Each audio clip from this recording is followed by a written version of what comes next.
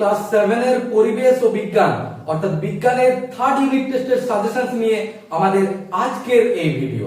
তোমাদের নভেম্বরের শেষ সপ্তাহ অথবা ডিসেম্বরের প্রথম সপ্তাহ থেকেই শুরু হয়ে যাবে থার্ড ইউনিট টেস্ট অর্থাৎ অ্যানুয়াল এক্সাম বা ফাইনাল এক্সামের পরীক্ষাগুলো। ফার্স্ট ইউনিট টেস্ট এবং সেকেন্ড ইউনিট টেস্টের মতো এই থার্ড ইউনিট টেস্টও ভালো রেজাল্ট করার জন্য, এই থার্ড ইউনিট টেস্টের পরীক্ষাতেও প্রতিটি প্রশ্ন কমন পাওয়ার জন্য তোমরা অবশ্যই আমার দেওয়া প্রতিটি সাজেশনস ভিডিও প্রথম থেকে শেষ পর্যন্ত মন দিয়ে দেখো এবং সেইখানে যে যে প্রশ্নগুলো নিয়ে আলোচনা করা হবে সেই প্রশ্নগুলো বাড়িতে মন দিয়ে পড়তে থাকো। তোমাদের ক্লাস 7 এর থার্ড ইউনিট টেস্টের গণিতের সাজেশনস দিয়ে দেওয়া হয়েছে, তাই তোমাদের মধ্য থেকে যারা সেই সাজেশনস ভিডিওটি দেখোনি তারা অবশ্যই প্লেলিস্টে গিয়ে বা এই ভিডিও ডেসক্রিপশন বক্সে লিংক থাকবে সেখান থেকে দেখে নিও এবং তোমার বন্ধুদের সঙ্গেও ভিডিওটি অবশ্যই শেয়ার করে দিও। নমস্কার, দিশা টিউশন সেন্টারে তোমাদের সবাইকে জানাই স্বাগত। পরীক্ষায় সাফল্য লাভের জন্য তোমরা অবশ্যই চ্যানেলটিকে সাবস্ক্রাইব করে দিও। এছাড়া ভিডিওতে লাইক কমেন্ট করতে তোমরা একদমই ভুলবে না। সাজেশনস প্রসঙ্গে তোমাদের প্রথমেই একটা কথা বলে নিই, সেটা হচ্ছে সাজেশনস কিন্তু কখনোই জ্ঞান অর্জনের জন্য নয়। তাই জ্ঞান অর্জনের জন্য তোমার কাছে যে টেক্সট বুকটি আছে সেটিকে ভালো করে তার প্রতিটি অংশ খুঁটিয়ে খুঁটিয়ে পড়তে থাকো। কিন্তু জীবনে সাফল্য লাভের জন্য, জীবনে প্রতিষ্ঠিত হতে গেলে ভালো রেজাল্টের দরকার, আর ভালো রেজাল্ট করার জন্য প্রয়োজন তোমার সাজেশনস। তোমাদের এই অ্যানুয়াল এক্সামের যে কোশ্চেন সেটা বিভিন্ন স্কুলে বিভিন্ন হতে পারে, তাই অবশ্যই আমার দেওয়া সাজেশনস এর বাইরেও তোমাদের স্কুলে বা টিউশনিতে যে সমস্ত অংশগুলো পড়ানো হবে, যে সমস্ত প্রশ্নগুলো দেওয়া হবে সেই সমস্ত প্রশ্নগুলোও কিন্তু ভালোভাবে পড়ে নিও।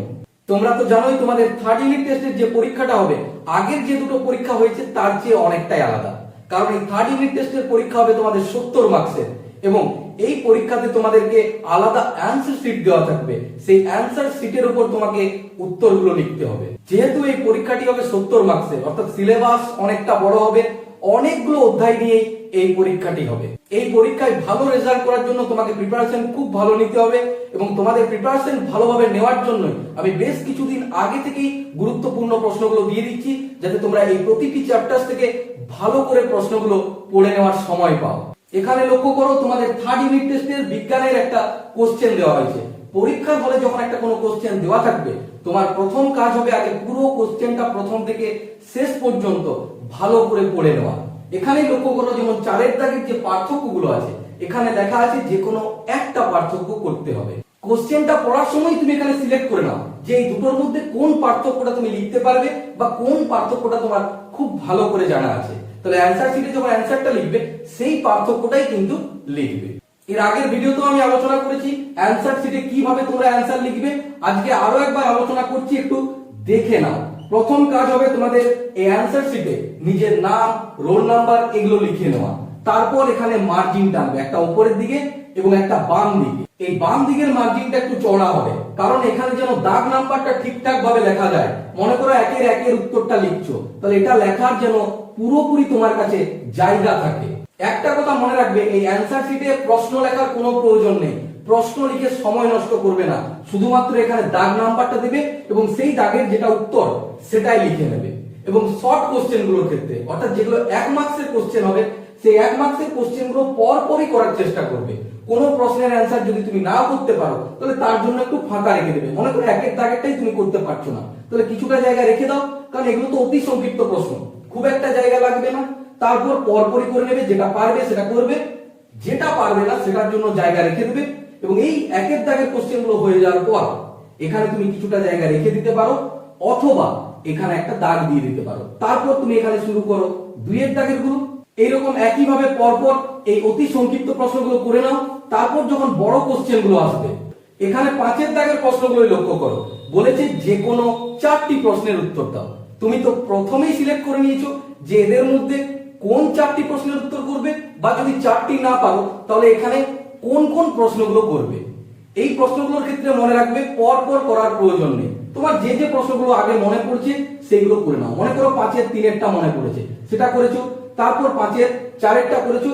এইভাবে এখান থেকে মনে করো 3টি প্রশ্ন করেছো, আরেকটা 5 এর 5 করেছো। 5 দাগের গুলো হয়ে যাওয়ার পর তুমি চলে যাও 6 দাগের প্রশ্নে। তারপর সেই একইভাবে 6 দাগেরও যে যে প্রশ্নগুলো করতে পারবে সেই প্রশ্নগুলোই করে নাও।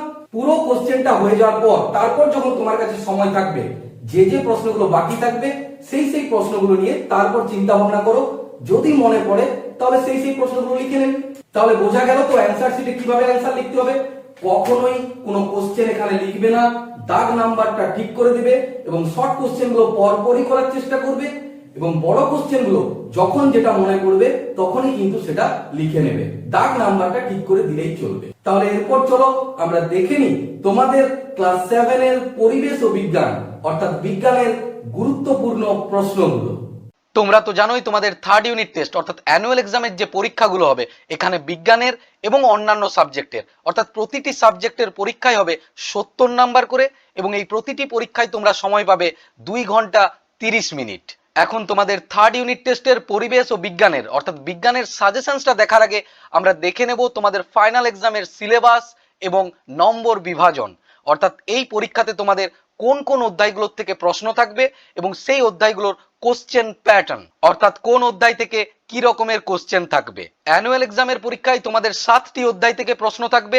সেই অধ্যায়গুলো হচ্ছে ভৌত পরিবেশের প্রথম অধ্যায় তাপ এবং ভৌত পরিবেশের দ্বিতীয় অধ্যায় আলো, অধ্যায় 2 সময় ও গতি, অধ্যায় 3 পরমাণু অণু ও রাসায়নিক বিক্রিয়া, অধ্যায় 4 পরিবেশ গঠনে পদার্থের ভূমিকা, অধ্যায় 5 মানুষের খাদ্য, অধ্যায় 7 পরিবেশের সংকট, উদ্ভিদ ও পরিবেশের সংরক্ষণ এবং অধ্যায় 8 পরিবেশ ও জনস্বাস্থ্য।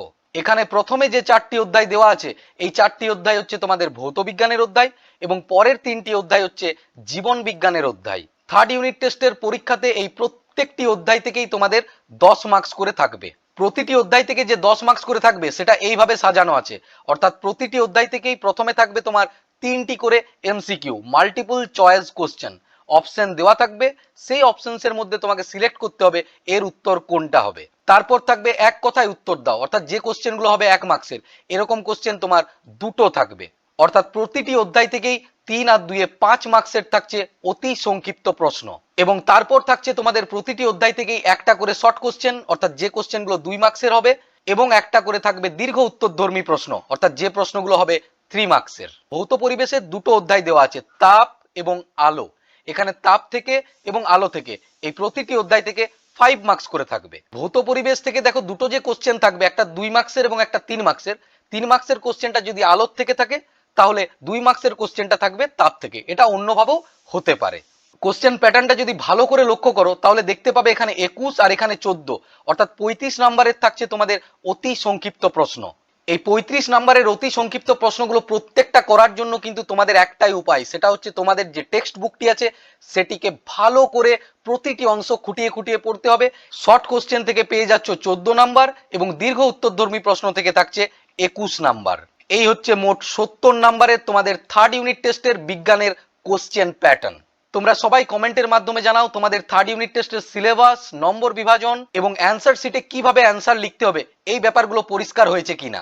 এরপর দেখে নেওয়া যাক তোমাদের বিজ্ঞানের প্রত্যেকটি অধ্যায় থেকে থার্ড ইউনিট টেস্টের গুরুত্বপূর্ণ প্রশ্নগুলো। প্রত্যেকটা চ্যাপ্টার্স থেকে আমি যে সাজেশনসগুলো দেবো সেটা হচ্ছে 2 মার্কস এবং 3 মার্কসের প্রশ্নগুলো অর্থাৎ সংক্ষিপ্ত এবং দীর্ঘ উত্তরধর্মী প্রশ্নগুলোর। অতি সংক্ষিপ্ত প্রশ্নের জন্য আমি কোনো সাজেশনস দিচ্ছি না, এর জন্য তো আমি একটু আগেই বললাম তোমাদের কাছে যে টেক্সট বুক আছে সেটিকে পড়তে থাকো। এছাড়া তোমাদের স্কুলে বা টিউশনিতে যদি এখান থেকে কোনো কোশ্চেন দেওয়া থাকে সেই কোশ্চেনগুলো ভালো করে নেবে তোমরা। প্রথমেই যে অধ্যায়টার গুরুত্বপূর্ণ প্রশ্নগুলো নিয়ে আলোচনা করব সেটা হচ্ছে ভৌত পরিবেশের একদম প্রথম অধ্যায় 1.1 তাপ। এই তাপ অধ্যায়টির থেকেই অনেক সময় ছোট ছোট বেশ কিছু গাণিতিক সমস্যাগুলো দেয় অর্থাৎ গাণিতিক প্রশ্নগুলো দেয়। তাই এই গাণিতিক প্রশ্ন আমি এখান থেকে যেগুলো দিয়ে দিচ্ছি এই টাইপসের গাণিতিক প্রশ্ন তোমাদের কাছে কোনো সহায়িকা থাকলে অথবা কোশ্চেন ব্যাংক থাকলে সেখান থেকে আরো কিছুগুলো প্র্যাকটিস করে নিও, তাহলে পুরো ব্যাপারটা বোঝার ক্ষেত্রে তোমার অনেকটাই সুবিধে হবে। এখন দেখে নাও এখান থেকে প্রথম কোশ্চেনটি, কোন উষ্ণতায় সেলসিয়াস স্কেল এবং ফারেনহাইট স্কেলের পাঠ সমান হয় তা নির্ণয় করো। প্রশ্নটাই ভালো করে লক্ষ্য করো, এখানে বলে দিয়েছে নির্ণয় করো, তাই তুমি শুধু অ্যান্সারটা লিখে দিলে কিন্তু এখানে নম্বরটা পাবে না। আগে বলো তো সেলসিয়াস স্কেল এবং ফারেনহাইট স্কেলের মধ্যে সম্পর্কটা কি? C/5 = F-32/9। এখন আমরা মনে করছি যে সেলসিয়াস এবং ফারেনহাইট স্কেল দুটোই হচ্ছে x ডিগ্রি উষ্ণতায় সমান। তাহলে এরপর আমরা এখানে কি করব, এই C এর জায়গায় x এবং F এর জায়গাতেও x বসিয়ে দেব, অর্থাৎ x/5 = x - 32/9। এরপর আমরা এটার সমাধান করব, যেটা এক্স এর মান আসবে সেই উষ্ণতাটাতেই হচ্ছে সেলসিয়াস স্কেল এবং ফারেনহাইট স্কেলের পার্ট সমান হবে। তোমাদের গণিতের 22 নম্বর অধ্যায়ে দেওয়া আছে কিভাবে সমাধান করতে হয়, এবং আমি এই অধ্যায়টি নিয়ে বিস্তারিতভাবে আলোচনা করেছি। সেখানে আলোচনা করেছি মাত্র দুটো নিয়মের সাহায্যে যে কোনো সমাধান কিভাবে করা যাবে। তাই তোমাদের মধ্য থেকে যাদের সমাধানের অঙ্কগুলো নিয়ে সমস্যা আছে তারা অবশ্যই প্লেলিস্টে গিয়ে বা এই ভিডিওর ডেসক্রিপশন বক্সে আমি সেই ভিডিওগুলোর লিংক দিয়ে দেবো, তোমরা দেখে নিও এবং বন্ধুদের সঙ্গেও অবশ্যই শেয়ার করে দিও। এর পরের কোশ্চেনটি দেখে নাও, সেলসিয়াস স্কেল ও ফারেনহাইট স্কেলের মধ্যে সম্পর্কটা লেখো। অর্থাৎ এটাই C/5 = F-32/9। যদি তোমাকে শুধু সম্পর্কটা লিখতে বলে তাহলে এই অ্যান্সারটা লিখে দিলেই হবে, কিন্তু যদি বলে যে সেলসিয়াস এবং ফারেনহাইট স্কেলের মধ্যে সম্পর্কটি প্রতিষ্ঠা করো বা প্রমাণ করো, তখন কিন্তু এটা করে দেখিয়ে দিতে হবে। তোমাদের বইয়ে 6 পাতায় সেই সম্পর্কটি প্রমাণ করে দেওয়া আছে, সেখান থেকে তোমরা একটু দেখে রাখবে। এই অধ্যায়ের পরবর্তী গাণিতিক প্রশ্নটি দেখে নাও, কোন উষ্ণতায় সেলসিয়াস স্কেলের পার্ট ফারেনহাইট স্কেলের পার্টের দ্বিগুণ হবে। অর্থাৎ যদি ফারেনহাইট স্কেলের পার্ট x ডিগ্রি হয় তাহলে সেলসিয়াস স্কেলের পার্ট কত হবে, 2x ডিগ্রি। এরপর c এর জায়গায় 2x এবং f এর জায়গায় তোমরা x বসিয়ে সমাধানটা করবে, দেখবে অ্যান্সার পেয়ে যাবে। এই অধ্যায়ের প্রতিটি অঙ্ক করার জন্যই তোমাকে সমাধানের সাহায্য নিতেই হবে। তাই যাদের এই সমাধানের অঙ্কগুলো নিয়ে সমস্যা আছে তারা অবশ্যই সেই সমাধানের ভিডিওগুলো দেখে নিও। পরবর্তী গাণিতিক সমস্যাটি দেখো, 104 ডিগ্রি ফারেনহাইট সমান কত ডিগ্রি সেলসিয়াস। অর্থাৎ এখানে ফারেনহাইট স্কেলে মানটা দেওয়া আছে, তোমায় সেলসিয়াস স্কেলে মানটা নির্ণয় করতে হবে। এদের মধ্যে সম্পর্কটা কি, C/5 = F-32/9। এখানে f এর মান কত দেওয়া আছে, 104। তাহলে f এর জায়গাতে আমরা বসিয়ে দিলাম 104। তারপর এই বিয়োগটা করে নেবে এবং সমাধানের সাহায্যে c এর মানটা পেয়ে যাবে। এর পরের প্রশ্নটা এই প্রশ্নেরই উল্টোটা, অর্থাৎ 10 ডিগ্রি সেলসিয়াস সমান কত ডিগ্রি ফারেনহাইট। তাহলে এখানে সেলসিয়াস স্কেলে মানটা দেওয়া আছে, অর্থাৎ এই c এর জায়গায় তোমাকে 10 বসিয়ে দিতে হবে। তারপর সমাধানের সাহায্যে এখান থেকে f এর মানটাকে তোমরা নির্ণয় করে নিও। এর পরের প্রশ্নটা দেখো, 0 ডিগ্রি সেলসিয়াস উষ্ণতার 4 গ্রাম বরফকে কত তাপ দিলে সেটি 0 ডিগ্রি উষ্ণতার 4 গ্রাম জলে পরিণত হবে। আচ্ছা তোমরা বলো তো, 1 গ্রাম বরফকে জলে পরিণত হতে গেলে কত তাপ দিতে হয়, 80 ক্যালোরি। অর্থাৎ বরফ গলনের লিন তাপ হচ্ছে 80 ক্যালোরি পার গ্রাম। 1 গ্রামের জন্য তাহলে 80 ক্যালোরি তাপ দিতে হচ্ছে, 4 গ্রামের জন্য কত দিতে হবে, 4 × 80 ক্যালোরি। বোঝা গিয়েছে নিশ্চয়ই। তারপর দেখো, লিন তাপ কাকে বলে। লিন তাপ হচ্ছে কোনো পদার্থের উষ্ণতা এবং ভরকে অপরিবর্তিত রেখে তার শুধুমাত্র অবস্থার পরিবর্তন ঘটানোর জন্য যে পরিমাণ তাপ প্রয়োগ করতে হবে অথবা তাপ অপসারণ করতে হবে। এর পরের কোশ্চেনটি হলো, সংজ্ঞা লেখো গলন ও ঘনীভবন। একসঙ্গে দুটো থাকবে না, যে কোনো একটাই থাকবে, হয় থাকবে গলন কাকে বলে অথবা থাকবে ঘনীভবন কাকে বলে। এই কোশ্চেনটা খুব গুরুত্বপূর্ণ কোশ্চেন। বরফ গলনের লিন তাপ 80 ক্যালোরি পার গ্রাম কথাটির অর্থ কি। এর মানে হচ্ছে 0 ডিগ্রি সেন্টিগ্রেড উষ্ণতার 1 গ্রাম বরফকে 0 ডিগ্রি সেন্টিগ্রেড উষ্ণতার 1 গ্রাম জলে যদি পরিণত করতে চাও তাহলে 80 ক্যালোরি তাপ তোমাকে দিতে হবে। লিন তাপের থেকে বেশ কিছু ব্যাখ্যামূলক প্রশ্ন থাকে, যেরকম মাটির কলসির জল ঠান্ডা থাকে কেন, বা হাতে স্প্রিট বা ইথার ঢাললে ওই জায়গায় ঠান্ডা অনুভূত হয় কেন। এইরকম প্রতিটি প্রশ্নের অ্যান্সার গুলো মোটামুটি একই রকম। তাই এখান থেকে এইরকম 2-3টি প্রশ্নের অ্যান্সার যদি তোমরা রেডি করে রাখো তাহলে এখান থেকে যেরকমই প্রশ্ন থাক না কেন সেই প্রত্যেকটি প্রশ্নের অ্যান্সার গুলোই কিন্তু তোমরা সহজেই করে নিতে পারবে। তাপ অধ্যায়টির থেকে এই 10টি প্রশ্ন অবশ্যই তোমরা ভালো করে দেখে নিও। এছাড়া তোমরা তো জানোই তোমাদের প্রতিটি স্কুলের কোশ্চেন প্যাটার্ন আলাদা আলাদা হতে পারে, তাই এখান থেকে আরেকটা কোশ্চেন আমি বলবো দেখে রাখবে তোমরা, যেমন প্রাথমিক অন্তর কাকে বলে। এগুলোর থেকে অনেক সময় শর্ট কোশ্চেনও দিয়ে দেয়, যেমন ফারেনহাইট স্কেলের প্রাথমিক অন্তর কত।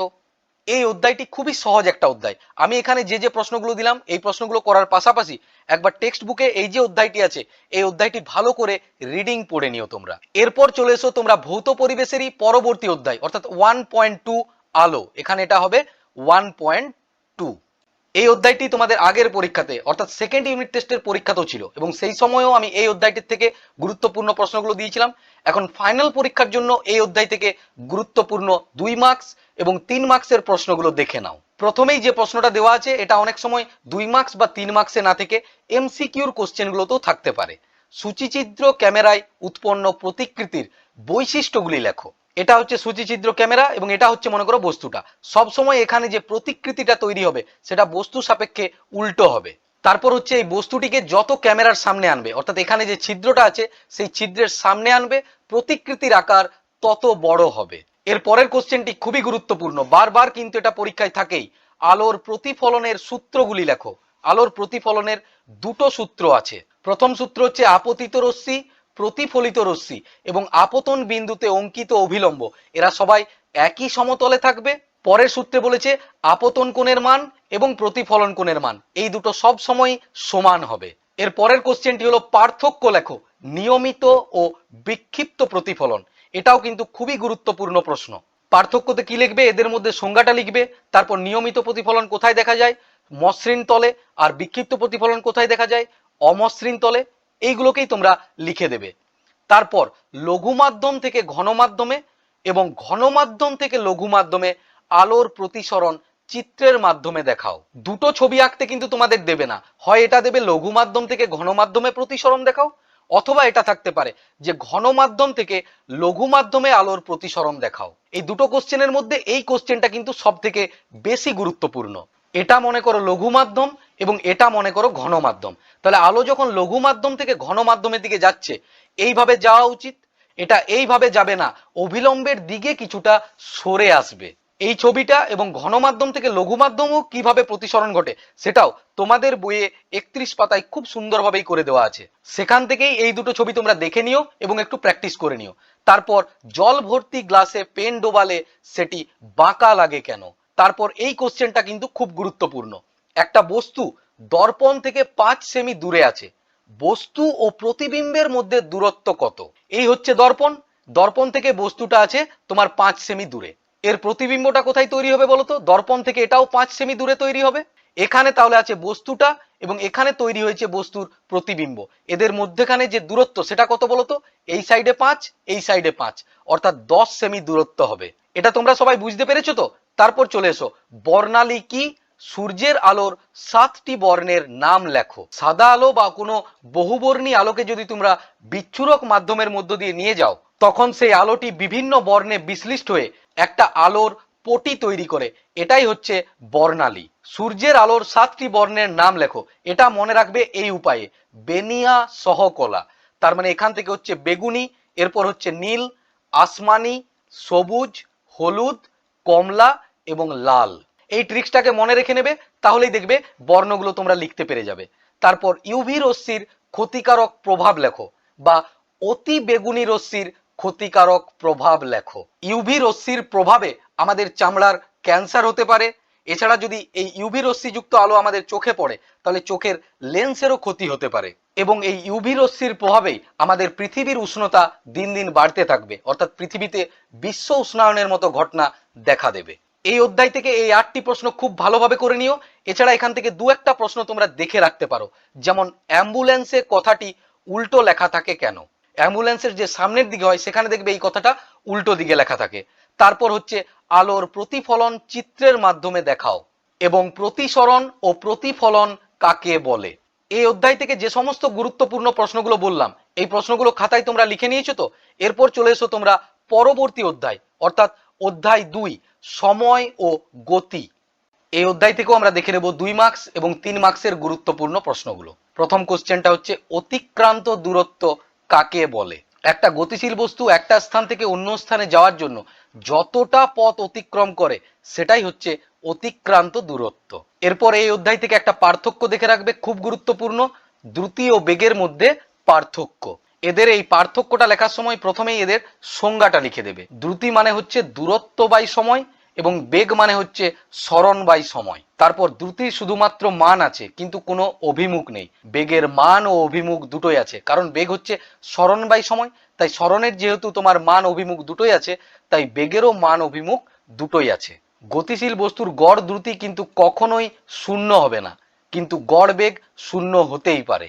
তারপরের গুরুত্বপূর্ণ কোশ্চেনটি হচ্ছে মন্দন কাকে বলে? এর একক লেখো। ত্বরণের বিপরীত ঘটনাটাই হচ্ছে মন্দন। ত্বরণের সময় সময়ের সঙ্গে সঙ্গে বেগ বৃদ্ধি পায়, মন্দনের সময় কি হয়? সময়ের সঙ্গে সঙ্গে এর বেগটা হ্রাস পেতে থাকে। সময়ের সাপেক্ষে বস্তুটির এই যে বেগ পরিবর্তনের হার এটাই হচ্ছে মন্দন বা ঋণাত্মক ত্বরণ। তারপরের কোশ্চেনটি হচ্ছে নিউটনের সূত্র 3টি লেখো। পরীক্ষাতে কিন্তু 3টি সূত্র একসঙ্গে দেবে না, যে কোনো একটা সূত্র তোমায় লেখার কথা বলা থাকবে। যেহেতু 3টি সূত্রই খুব গুরুত্বপূর্ণ তাই অবশ্যই এই 3টি সূত্রই ভালোভাবে দেখে রাখবে তোমরা। তারপরের কোশ্চেনটি হচ্ছে বল কাকে বলে?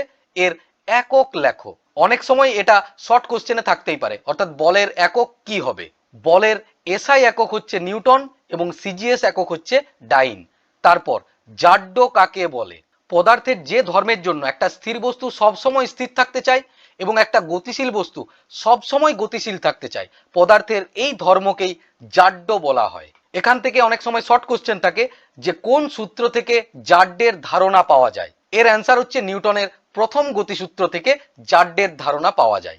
বড় কোশ্চেনগুলো করার সময় এর সঙ্গে রিলেটেড যে শর্ট কোশ্চেনগুলো আছে সেইগুলো সেই সঙ্গেই করে নেবে, তাহলে আলাদা করে তোমাকে আর সেই শর্ট কোশ্চেনগুলো পড়ার প্রয়োজন পড়বে না। এর ফলে তোমারই সুবিধে হবে, একটা চ্যাপ্টার থেকে একসঙ্গেই তোমার অতি সংক্ষিপ্ত, সংক্ষিপ্ত এবং দীর্ঘ উত্তরধর্মী প্রশ্নগুলো রেডি হয়ে যাবে।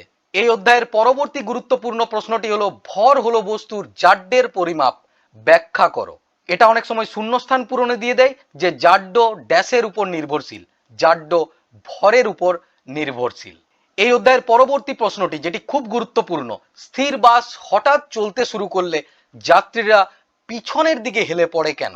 একটা বাস যখন স্থির অবস্থায় আছে তখন এই যাত্রীটিও স্থির অবস্থায় আছে, এরপর হঠাৎ করে যদি বাসটা চলতে শুরু করে তখন কি ঘটনা ঘটবে? বাসের সঙ্গে যাত্রীর দেহের নিম্নাংশ অর্থাৎ পাগুলোও বাসের সঙ্গে গতিশীল হয়ে যাবে, কিন্তু যাত্রীর দেহের ঊর্ধ্বাংশ অর্থাৎ ওপরের যে অংশটা আছে সেটা স্থিতিজাড্যের জন্য তখনও স্থির অবস্থায় থাকতে চাইবে। তাই বাসটি চলতে শুরু করলে যাত্রীর দেহের ওপরের অংশ সামনের দিকে না এগিয়ে পিছনের দিকে হেলে পড়ে। এরপর নিউটনের দ্বিতীয় গতিসূত্রের গাণিতিক রূপটি লেখো, বা এটা এইভাবেও বলা থাকতে পারে ভর, ত্বরণ এবং বলের মধ্যে সম্পর্কটি লেখো। নিউটনের দ্বিতীয় সূত্রের গাণিতিক রূপটি কি? F equals to m into a. F মানে হচ্ছে বল, এম মানে হচ্ছে ভর এবং এ মানে হচ্ছে ত্বরণ। এর পরের কোশ্চেনটি হলো নিউটন ও ডাইনের মধ্যে সম্পর্কটি লেখো। বলের এসআই একক হচ্ছে নিউটন এবং বলের সিজিএস একক হচ্ছে ডাইন। 1 নিউটন সমান হয়ে যাবে 10⁵ ডাইন। নিউটনের প্রথম দুটো গতিসূত্র থেকে এই কোশ্চেনগুলো থাকতে পারে, এরপর নিউটনের তৃতীয় গতিসূত্র থেকে এইগুলো থাকতে পারে। ক্রিয়া ও প্রতিক্রিয়া বল কি? এদের মধ্যে বৈশিষ্ট্যগুলি লেখো। যখন মনে করো একটা বস্তু দ্বিতীয় একটা বস্তুর উপর বল প্রয়োগ করছে, তখন এই প্রথম বস্তুটা যে বল প্রয়োগ করছে সেই রকম সমান এবং বিপরীতমুখী বল এই দ্বিতীয় বস্তুটাও প্রয়োগ করবে। এই দুটি বলের একটাকে ক্রিয়া বল বলা হয় এবং অন্যটাকে বলা হয় প্রতিক্রিয়া বল। ক্রিয়া ও প্রতিক্রিয়া বল সমান হলেও এরা কিন্তু সবসময় বিপরীতমুখী। এর পরের কোশ্চেনটি খুবই গুরুত্বপূর্ণ কোশ্চেন। একটা স্প্রিংকে টানা হলে তার দৈর্ঘ্যের বৃদ্ধি ঘটলো, এক্ষেত্রে বল প্রয়োগের ফলে কাজ হয়েছে কি? ব্যাখ্যা করো। এই মনে করো একটা স্প্রিং, এই স্প্রিংটাকে আমরা বল প্রয়োগ করেছি। স্প্রিং এর উপর বল প্রয়োগ করার ফলে দেখো স্প্রিংটির স্থান পরিবর্তন না ঘটলেও স্প্রিংটির আকার আকৃতির পরিবর্তন হয়েছে, অর্থাৎ স্প্রিং এর ভেতর যে সমস্ত ছোট ছোট অংশগুলো আছে তাদের স্থান পরিবর্তন হয়েছে। তাই আমরা বলতে পারি বল প্রয়োগের ফলে এখানে কার্য হয়েছে। এরপর কার্য থেকেই আরেকটা প্রশ্ন দেখে রাখবে, কার্য কাকে বলে? কার্যের এসআই একক লেখো। কোনো বস্তুর ওপর বল প্রয়োগ করা হলে বলের প্রয়োগ বিন্দুর অভিমুখে যদি বস্তুটির সরণ ঘটে তখন বলা হয় প্রযুক্ত বল কার্য করেছে। কার্যের এসআই একক হচ্ছে জুল। এর সঙ্গে আরেকটা কোশ্চেন দেওয়া আছে, দেখো কিভাবে কার্য পরিমাপ করা হয়। এটা কোশ্চেনের আকারেও থাকতে পারে, কিন্তু এটা বেশিরভাগ সময় গাণিতিক সমস্যার সমাধানের জন্যই তোমার কাজে লাগবে। এই অধ্যায় থেকে আরেকটা প্রশ্ন আমরা দেখে নেব, তারপর দেখে নেব এই অধ্যায়ের গাণিতিক প্রশ্নগুলো। শক্তি কাকে বলে? এটা শর্ট কোশ্চেনে থাকলে এইভাবে থাকবে, কোন বস্তুর কাজ করার সামর্থ্যকে কি বলে? কাজ করার সামর্থ্যটাই হচ্ছে শক্তি। সময় ও গতি, এরপর এখান থেকে দেখে নেওয়া যাক কি রকমের গাণিতিক প্রশ্নগুলো থাকে।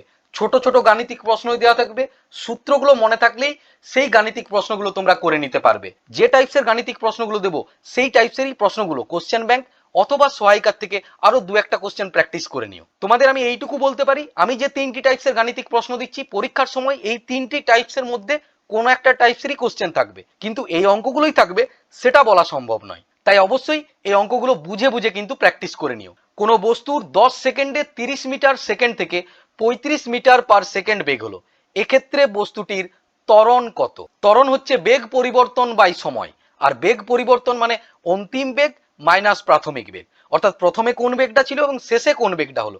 তাহলে এখানে অন্তিম বেগ কত? 35, প্রাথমিক বেগ কত? 30, অর্থাৎ প্রথমে এই বেগটা ছিল 30 ডিভাইড বাই সময়। এরপর এটার ক্যালকুলেশন করে নিলেই অ্যান্সারটা চলে আসবে, এবং যেহেতু এটা বস্তুর ত্বরণ তাই এর এককটা হবে মিটার পার সেকেন্ড স্কয়ার। পরবর্তী গাণিতিক সমস্যাটি হচ্ছে কোনো বস্তুর ওপর 5 নিউটন বল প্রয়োগ করলে সরণ 8 মিটার হলো। তাহলে কৃতকার্য কত হবে? একটু আগেই দেখো আমি তোমাদেরকে বললাম যে কিভাবে কার্য পরিমাপ করতে হয়, সেটা কোশ্চেনের থেকে বেশি গাণিতিক সমস্যায় থাকে।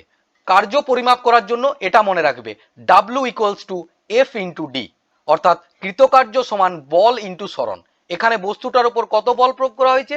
5 নিউটন। তার ফলে সরণ ঘটেছে 8, অর্থাৎ 5 গুণিত 8, তাহলে 5 8 40, এবং কার্যের একক হচ্ছে জুল। এই অঙ্কগুলো করার জন্য এই সূত্রগুলোকে মনে রাখবে। এখানের এই সূত্রটা W equals to F into D. আগেরটার ক্ষেত্রে বললাম ত্বরণ সমান হচ্ছে অন্তিম বেগ মাইনাস প্রাথমিক বেগ ডিভাইড বাই সময়। যে যে সূত্রগুলো তোমাদেরকে বলছি এই সূত্রগুলো খাতাতে লিখে নাও, এবং এই সূত্রগুলো পরীক্ষার দিন সকালবেলা অবশ্যই একবার দেখে নেবে। পরবর্তী গাণিতিক কোশ্চেনটি হচ্ছে 4 কেজি ভরের বস্তু 2 মিটার পার বর্গ সেকেন্ড ত্বরণ নিয়ে চলছে, বা 2 মিটার পার সেকেন্ড স্কয়ার ত্বরণ নিয়ে চলছে। তাহলে এক্ষেত্রে বলের মান কত? এই অঙ্কটা নিউটনের দ্বিতীয় গতিসূত্র থেকে হবে। নিউটনের দ্বিতীয় গতিসূত্র কি? F equals two m into a, অর্থাৎ বল সমান ভর ইন্টু ত্বরণ। এরপর এখানে এই বস্তুর ভর এবং ত্বরণটা বসিয়ে গুণটা করে দেবে, অ্যান্সারটা চলে আসবে। এর এককটা কি হবে বলতো? নিউটন। সময় ও গতি এই অধ্যায় থেকে যে প্রশ্নগুলো দিলাম, এই প্রশ্নগুলো ভালো করে রেডি করে নিও।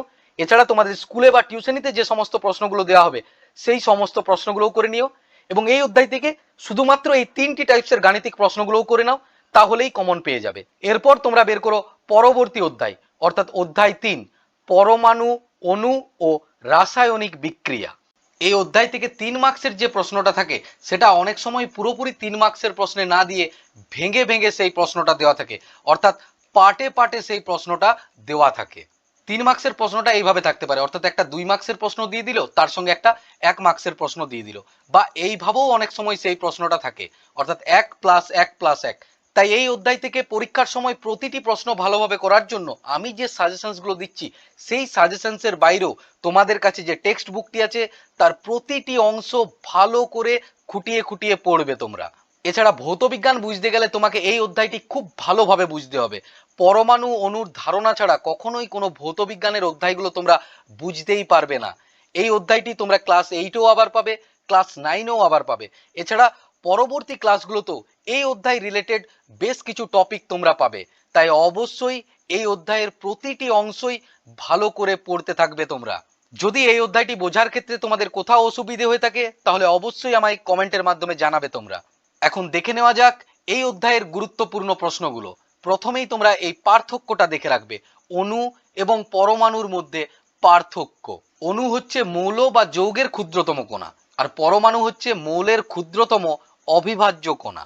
পরমাণু ইলেকট্রন, প্রোটন এবং নিউট্রন দ্বারা গঠিত, এবং অণু এক বা একাধিক মৌলের পরমাণু জুড়ে তৈরি হয়। পরমাণুকে আমরা চিহ্নের মাধ্যমে প্রকাশ করি, যেমন অক্সিজেন পরমাণু, সেটা হয়ে গেল ও। অণুকে আমরা সংকেতের মাধ্যমে দেখাই। যখন আমরা অক্সিজেন অণু বলবো তখন আমরা এখানে লিখব O2, অর্থাৎ O2 মানে হলো এখানে দুটো অক্সিজেনের পরমাণু আছে। পরবর্তী কোশ্চেনটি হচ্ছে পরমাণু ক্রমাঙ্ক ও ভর সংখ্যা কাকে বলে? একটা পরমাণুর নিউক্লিয়াসের মধ্যে যতগুলো প্রোটন থাকবে প্রোটন সংখ্যাটাকেই আমরা বলি পরমাণু ক্রমাঙ্ক। এই নিউক্লিয়াসে শুধুমাত্র প্রোটন থাকে না, প্রোটনের সঙ্গে নিউট্রন থাকে, এবং এই প্রোটন এবং নিউট্রনের সংখ্যার যে সমষ্টি সেটাকেই বলা হয় ভর সংখ্যা। তার পরের প্রশ্নটি হচ্ছে পরমাণু নিস্তড়িত হয় কেন? পরমাণু নিউক্লিয়াসের মধ্যে যে প্রোটন থাকে সেই প্রোটন হচ্ছে পজিটিভ চার্জযুক্ত, এবং এই প্রোটনকে কেন্দ্র করে বিভিন্ন বৃত্তাকার কক্ষপথে বাইরে ইলেকট্রনগুলো ঘুরতে থাকে, যে ইলেকট্রনগুলো হয় নেগেটিভ চার্জযুক্ত। এবং এখানে মনে রাখতে হবে যতগুলো এখানে প্রোটন থাকে ঠিক ততগুলোই এখানে ইলেকট্রন থাকে, তাই পরমাণু নিস্তড়িত হয়। এই অধ্যায়ের পরবর্তী যে কোশ্চেনটি দিচ্ছি এটি কিন্তু অবশ্যই ভালোভাবে বুঝে বুঝে প্র্যাকটিস করবে তোমরা। এই প্রশ্নে এখানে ক্লোরিন পরমাণু দেওয়া আছে, এর মানে এই নয় যে পরীক্ষার সময়ও এটা ক্লোরিন পরমাণু দেওয়াই থাকতে পারে। এখানে ক্লোরিনের জায়গায় অন্য কোনো কিছু, ধরো সোডিয়াম বা অন্য কিছুও থাকতে পারে। তাই এটা যদি ভালোভাবে তোমরা বুঝে বুঝে প্র্যাকটিস করো তাহলে দেখবে এটা অসুবিধে হওয়ার কথা নয়। ক্লোরিন পরমাণুর পরমাণু ক্রমাঙ্ক, ভর সংখ্যা, ইলেকট্রন সংখ্যা, প্রোটন সংখ্যা এবং নিউট্রন সংখ্যা লেখো। ক্লোরিন পরমাণুর যেটা নিচে লেখা আছে এই যে 17, এটাই হচ্ছে পরমাণু ক্রমাঙ্ক। আর পরমাণু ক্রমাঙ্ক মানে কি? প্রোটন সংখ্যা, অর্থাৎ এর প্রোটন সংখ্যা হচ্ছে 17। আর একটা পরমাণুতে যতগুলো প্রোটন থাকে ঠিক ততগুলো ইলেকট্রন থাকে, তাহলে ইলেকট্রন সংখ্যা হচ্ছে 17। এখানে যে সংকেতটা লেখা আছে ওপরে যেটা দেওয়া আছে সেটা হচ্ছে ভর সংখ্যা, তাহলে এই ক্লোরিন পরমাণুর ভর সংখ্যা হচ্ছে 35। এই ক্লোরিন পরমাণুটির নিউট্রন সংখ্যা কত হবে বলো তো? ভর সংখ্যার থেকে পরমাণু ক্রমাঙ্ককে বিয়োগ করে দিলেই তোমরা পেয়ে যাবে নিউট্রন সংখ্যা। 35 থেকে 17 যদি বিয়োগ করে দাও তাহলে হচ্ছে 18, অর্থাৎ এই ক্লোরিন পরমাণুটির নিউট্রন সংখ্যা হচ্ছে 18। অনেক সময় এই প্রশ্নটা এইভাবেও থাকতে পারে 17Cl35 এই ক্লোরিন পরমাণুটির ইলেকট্রন বিন্যাসের চিত্র অঙ্কন করো। তাহলে ইলেকট্রন বিন্যাসের চিত্র অঙ্কন করার জন্য প্রথমে আমরা এঁকে নেব পরমাণু নিউক্লিয়াস। নিউক্লিয়াসের মধ্যে দুটো জিনিস থাকে, প্রোটন এবং নিউট্রন। এখানে কতগুলো প্রোটন আছে? 17। তাহলে সেটা এখানে লিখবো। প্রোটনকে আমরা কিভাবে দেখাবো? একটা গোল দিয়ে সেটার ভেতরে প্লাস, কারণ প্রোটন হচ্ছে পজিটিভ চার্জ, এবং এখানে পাশে লিখে দিলাম 17। এরপর হচ্ছে নিউট্রন। নিউট্রন হচ্ছে নিস্তড়িত কণা, অর্থাৎ যার কোনো চার্জ নেই, তাই এটাকে শুধুমাত্র একটা গোল দেব এবং পাশে লিখে দেব 18। এবং ইলেকট্রনগুলো এই নিউক্লিয়াসকে কেন্দ্র করে বিভিন্ন বৃত্তাকার কক্ষপথে ঘুরতে থাকে। এই ইলেকট্রন সংখ্যাগুলো কিন্তু বিভিন্ন কক্ষপথে নির্দিষ্ট। যেমন প্রথমের যে কক্ষপথ থাকবে সেখানে শুধুমাত্র দুটো ইলেকট্রন থাকতে পারবে। তাহলে এখানে এরকম দুটো ইলেকট্রন, ইলেকট্রন যেহেতু নেগেটিভ চার্জ যুক্ত তাই একটা গোল দিয়ে সেটাকে মাইনাস দিয়ে দিলাম। পরের কক্ষপথে 8টা থাকতে পারবে। এর এখনো পর্যন্ত কতগুলো ইলেকট্রন হলো? বাইরের কক্ষপথে 8টা এবং ভেতরের কক্ষপথে দুটো, অর্থাৎ 8 আর 2 10টা। কিন্তু মোট কতগুলো ইলেকট্রন আছে? 17টা। তাহলে এখনো 7টি ইলেকট্রন তোমার বাকি আছে। সেই 7টি ইলেকট্রনকে এই বাইরের কক্ষপথে দিয়ে দেব। বোঝা যাচ্ছে তো? তাহলে একদম ভেতরের যে কক্ষপথ, যেটাকে আমরা কে কক্ষপথ বলি, সেখানে দুটো থাকবে। তারপর এল যে কক্ষপথ, সেখানে 8টা থাকবে। তারপরের কক্ষপথেও 8টা থাকবে। এরকম 8টা 8টা করে এগিয়ে যেতে হবে। এই ছবিটা কিন্তু তোমরা বাড়িতে অবশ্যই কার্বন, সোডিয়াম এবং অক্সিজেন এইগুলো দিয়েও প্র্যাকটিস করে নিও। এর পরের কোশ্চেনটি হচ্ছে মৌলের পরমাণু ক্রমাঙ্ক 15 এবং ভর সংখ্যা 23। তাহলে মৌলটির প্রোটন সংখ্যা, নিউট্রন সংখ্যা এবং ইলেকট্রন সংখ্যা কত? এখানে শুধু পরমাণু লেখা হয়ে গেছে, এটা হবে পরমাণু ক্রমাঙ্ক। তোমরা তো জানোই যেটা হচ্ছে পরমাণু ক্রমাঙ্ক সেটাই হচ্ছে প্রোটন সংখ্যা। তাহলে এর পরমাণু ক্রমাঙ্ক 15 হলে প্রোটন সংখ্যা হবে 15, এবং যতগুলো প্রোটন থাকে ঠিক ততগুলো ইলেকট্রন থাকে, অর্থাৎ ইলেকট্রন সংখ্যা হচ্ছে 15। আর নিউট্রন সংখ্যা কতগুলো হবে? নিউট্রন সংখ্যা বের করার জন্য হচ্ছে ভর সংখ্যার থেকে পরমাণু ক্রমাঙ্ক বিয়োগ, অর্থাৎ 23 থেকে 15 যদি বিয়োগ দিয়ে দাও তাহলে হচ্ছে 8। তাহলে এই মৌলটির নিউট্রন সংখ্যা হচ্ছে 8টি। এই টাইপসের প্রশ্নগুলো পরীক্ষাতে আসার অনেকটাই সম্ভাবনা আছে, তাই অবশ্যই সহায়িকা বা কোশ্চেন ব্যাংক থেকে এই টাইপসের আরো দু একটা প্রশ্ন প্র্যাকটিস করে নিও। তারপরের কোশ্চেনটি হচ্ছে 2n এবং n2, এদের মধ্যে পার্থক্য কি কি?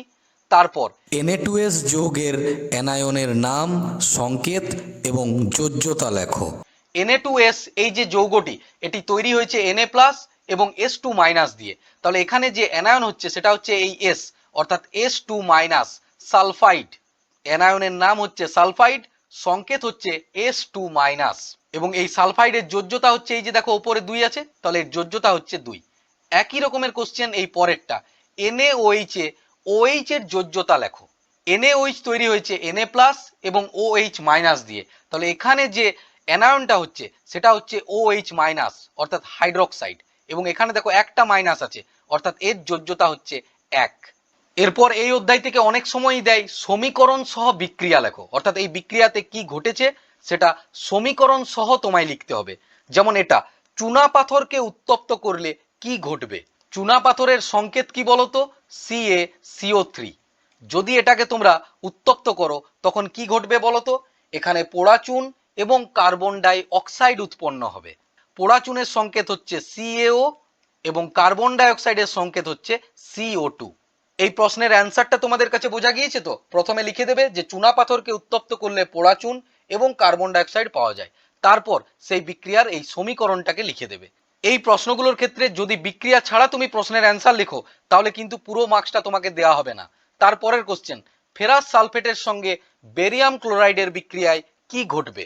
ফেরাস সালফেট মানে হচ্ছে FeSO4, এর সঙ্গে বেরিয়াম ক্লোরাইডের সংকেত হচ্ছে BaCl2। এটার যদি তুমি বিক্রিয়া করো তাহলে উৎপন্ন হবে বেরিয়াম সালফেট এবং ferrous chloride. Barium sulphate BaSO4, FeCl2 হচ্ছে ফেরাস ক্লোরাইড। এইরকম প্রশ্নের উত্তর লেখার সময় একই রকম ভাবে লিখতে হবে, অর্থাৎ প্রথমে লিখে দেবে কোন ঘটনাটা ঘটবে, তারপর তার বিক্রিয়াটা লিখে দেবে। পরবর্তী বিক্রিয়াটি হচ্ছে সোডিয়াম ক্লোরাইডের সঙ্গে সিলভার নাইট্রেটের বিক্রিয়ায় কি ঘটবে। এরপর এখান থেকে তোমরা দেখে নিও উদাহরণ সহ সংজ্ঞা লেখো। তোমাদের যে বিক্রিয়ার টাইপস গুলো আছে, প্রত্যক্ষ সংযোগ বিক্রিয়া, প্রতিস্থাপন বিক্রিয়া, বিয়োজন বিক্রিয়া, এই বিক্রিয়াগুলো কাকে বলে এবং তার একটা উদাহরণ। এই প্রশ্নের উত্তরগুলো তোমাদের বইয়ে 97, 98 এবং 99 পাতাতে তোমরা পেয়ে যাবে। তারপর নিচের মৌলগুলির চিহ্ন লেখো। আমি এখানে তোমাদের খুব গুরুত্বপূর্ণ 4টি মৌলের চিহ্ন লেখার কথা বলেছি, কিন্তু এগুলো তো 1 মার্কসের কোশ্চেন, তাই পরীক্ষার সময় এই 4টিই থাকবে এরকমটা নাও হতে পারে। তাই অবশ্যই তোমরা তোমাদের বইয়ে 85 এবং 86 পাতাতে আরো যে সমস্ত মৌলগুলো আছে তাদের চিহ্নগুলোও কিন্তু পড়ে নিও। এরপর নিচের যৌগগুলির সংকেত লেখো। Ammonium sulphate, zinc sulphate, aluminium oxide, ferric oxide, sodium sulphate, sodium nitrate, magnesium chloride, sodium জিঙ্কেট এবং অ্যালুমিনিয়াম নাইট্রেট। সংকেতগুলো আমি এখানে লিখে দিয়েছি, এটা তোমরা খাতাতে লিখে নাও বা একটা স্ক্রিনশট নিয়ে নাও। এই অধ্যায়ের পরবর্তী কোশ্চেনটি দেখো, নিচের মূলকগুলির যোজ্যতা এবং সংকেত লেখো। এই মূলকগুলির যোজ্যতা, সংকেত আমি সমস্তগুলো এখানে লিখে দিয়েছি, এটারও একটা স্ক্রিনশট তোমরা নিয়ে নাও। প্রথমেরটা দেখো, নাইট্রেট মূলক, তার সংকেত হচ্ছে NO3-। এখানে কতগুলো মাইনাস আছে? একটা মাইনাস আছে, তাই এর চার্জ হচ্ছে -1। যদি এটা প্লাস হতো, যেমন এই অ্যামোনিয়ামের ক্ষেত্রে, তখন এখানে চার্জটা হতো +1। কিন্তু যোজ্যতা লেখার সময় আমরা চার্জটাকে বাদ দেবো, শুধুমাত্র সংখ্যাটাকে লিখবো। যেমন নাইট্রেটের ক্ষেত্রে যোজ্যতা হচ্ছে 1, আবার অ্যামোনিয়ামের ক্ষেত্রে চার্জটা লক্ষ্য করো +1, কিন্তু যোজ্যতা লেখার সময় কত লিখছি? 1। সালফেটের ক্ষেত্রে দেখো সংকেত হচ্ছে SO4 2-, অর্থাৎ এর চার্জ হচ্ছে দুটো মাইনাস চার্জ -2, কিন্তু যোজ্যতা কত হবে? শুধু 2। একটা কথা অবশ্যই মাথার মধ্যে রাখবে, এই কোশ্চেনগুলো অনেক সময় MCQ বা তোমার যে অতি সংক্ষিপ্ত প্রশ্ন সেখানেও দিয়ে দেয়। এই 4টি তো অবশ্যই গুরুত্বপূর্ণ, কিন্তু এই 4টির বাইরেও তোমাদের বইয়ে 89 পাতায় দেখবে আরো অনেকগুলো মূলকের নাম, সংকেত, যোজ্যতা দেওয়া আছে, সেগুলোও অবশ্যই তোমরা দেখে নিও।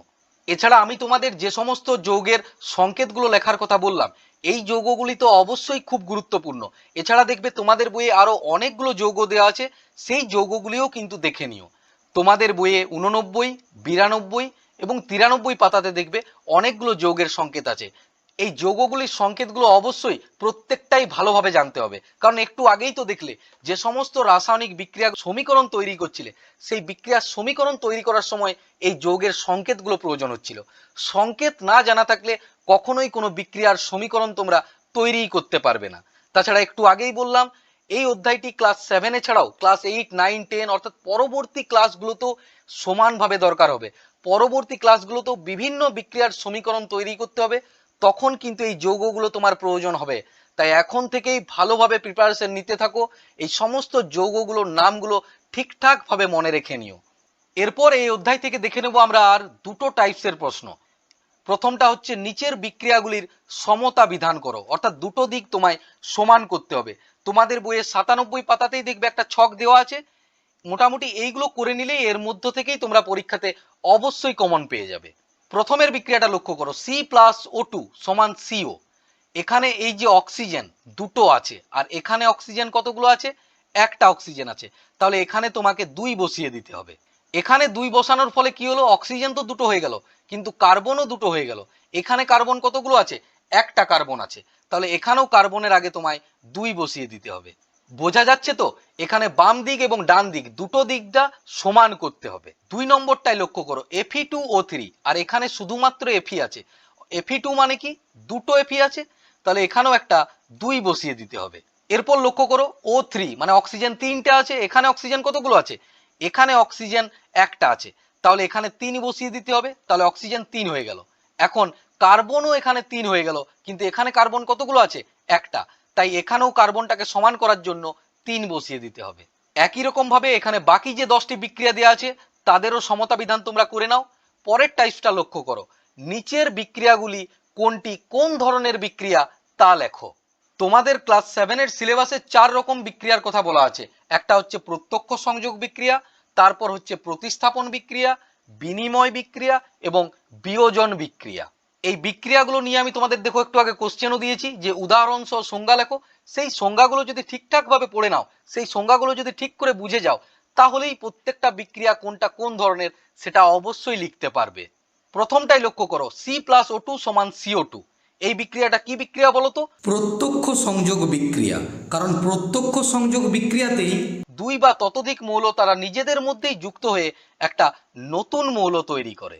পরের বিক্রিয়াটা লক্ষ্য করো, Zn প্লাস CuSO4 সমান ZnSO4 প্লাস Cu। এটা হচ্ছে প্রতিস্থাপন বিক্রিয়া। এখানে লক্ষ্য করো CuSO4 আছে আর এখানে আছে ZnSO4, অর্থাৎ এই যে SO4টাকে সেটাকে জিঙ্ক অপসারিত করে নিজে সেই জায়গাটা দখল করেছে, তাই এই বিক্রিয়াটা হচ্ছে প্রতিস্থাপন বিক্রিয়া। পরের বিক্রিয়াটা দেখো CaCl2 প্লাস Na2SO4, এখান থেকে তৈরি হয়েছে CuSO4 প্লাস 2NaCl। এই বিক্রিয়াটা হচ্ছে বিনিময় বিক্রিয়া, কারণ দেখো এখানে Ca আর Cl2 ছিল, পরবর্তীতে কি হয়ে গেল CaSO4, অর্থাৎ Na2 এর সঙ্গে যে SO4 ছিল সেটা Ca নিল এবং C এর সঙ্গে যে Cl2টা ছিল সেটা Na2 নিল। বোঝা যাচ্ছে নিশ্চয়ই। তারপরের যে বিক্রিয়াটা সেটা হচ্ছে বিয়োজন বিক্রিয়া, কারণ এখানে একটা যৌগ বিয়োজিত হয়ে অনেকগুলো যৌগ বা মৌল তৈরি করেছে। একই রকম ভাবে বাকি বিক্রিয়াগুলো কোনটা কোন ধরনের নিশ্চয়ই তোমরা করে নিতে পারবে। তা সত্ত্বেও যদি তোমাদের অসুবিধে হয় অবশ্যই আমায় কমেন্টের মাধ্যমে জানিও। এই অধ্যায় থেকে আমি তোমাদের যে যে প্রশ্নগুলো দিয়েছি সেই প্রশ্নগুলি মুখস্থ না করে তোমরা বুঝে বুঝে পড়তে থাকো, তাহলে দেখবে এই চ্যাপ্টার সম্পর্কে তোমার ধারণাটা আরো অনেক বেশি পরিষ্কার হবে। এবং যদি প্রশ্ন তোমার ঘুরিয়েও দেওয়া থাকে সেই প্রশ্নগুলোও তোমরা অবশ্যই করে নিতে পারবে। এই ছিল তোমাদের ক্লাস 7 এর বিজ্ঞানের 4টি অধ্যায় থেকে গুরুত্বপূর্ণ প্রশ্নগুলো। যেহেতু এই থার্ড ইউনিট টেস্টের সিলেবাস অনেকটাই বড়, তাই একটাই ভিডিওতে সমস্ত অধ্যায়গুলো থেকে সাজেশন দেওয়া সম্ভব নয়। আজকে যে যে প্রশ্নগুলো নিয়ে আলোচনা করলাম এই প্রশ্নগুলো ভালো করে বাড়িতে মন দিয়ে পড়তে থাকো। এছাড়া অবশ্যই টেক্সট বুকটিও খুঁটিয়ে খুঁটিয়ে পড়ে নেবে এবং তোমাদের স্কুলে বা টিউশনিতে যে সমস্ত প্রশ্নগুলো দেওয়া থাকবে সেই প্রশ্নগুলোও কিন্তু পড়ে নেবে তোমরা। আজকের এই ভিডিওতে তোমাদের যে 4টি অধ্যায় থেকে গুরুত্বপূর্ণ প্রশ্নগুলো নিয়ে আলোচনা করলাম, এই প্রশ্নগুলো বোঝার ক্ষেত্রে বা নোটস তৈরি করার ক্ষেত্রে তোমাদের যদি কোথাও অসুবিধা থাকে তাহলে অবশ্যই এখানে কমেন্ট বক্সে কমেন্ট করতে পারো অথবা আমায় ইনস্টাগ্রামে ডিএম করতে পারো। আমার ইনস্টা প্রোফাইলের লিংক এই ভিডিওর ডেসক্রিপশন বক্সে দেওয়া থাকবে। তোমাদের ক্লাস 7 এর থার্ড ইউনিট টেস্টের গণিতের সাজেশনস ভিডিও অলরেডি দেওয়া হয়েছে, তাই যারা এখনো সেই সাজেশনস ভিডিওটি দেখোনি তারা অবশ্যই দেখে নিও এবং তোমার বন্ধুদের সঙ্গেও শেয়ার করে নিও।